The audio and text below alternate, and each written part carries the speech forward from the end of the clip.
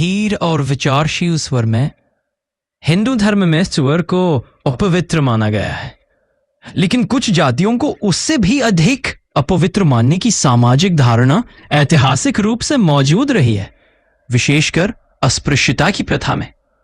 थोड़ा इस बात पर जोर देते हुए, हिंदू धर्म की शुद्धता अशुद्धता की अवधारणाएं जटिल है और इनमें सुअर तथा अस्पृश्य जातियां दोनों को अलग अलग संदर्भों में अपवित्र माना गया है।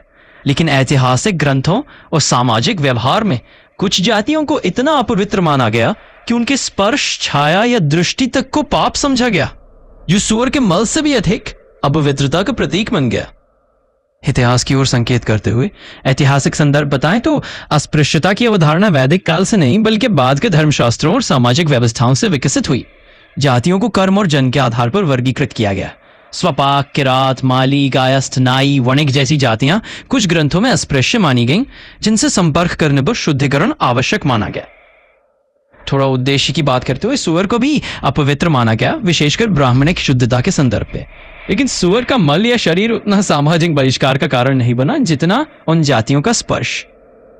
बिल्कुल स्पष्ट और तुलनात्मक स्वर में तुलना करें तो सुअर को मध्यम अपवित्रता का स्तर दिया गया, छूने से अशुद्धता होती है और स्नान मंत्र से शुद्ध किया जाता है, जबकि अस्पृश्य जातियां अत्यधिक अपवित्र मानी गई। उन्हें देखना, बास करना भी पाप, और फिर स्नान, सूर्य दर्शन निषेध जैसे कठोर नियम लागू थे। आधुनिक विचारधारा के अनुसार और आज के दौर तक आते आते भारतीय संविधान ने 1950 में अस्पृश्यता को गैर कानूनी घोषित किया और 1955 के अधिनियम ने इसे अपराध माना। बाबा साहेब आम्बेडकर ने हिंदू धर्म की इस व्यवस्था को अमानवीय बताते हुए धर्मांतरण का मार्ग चुना।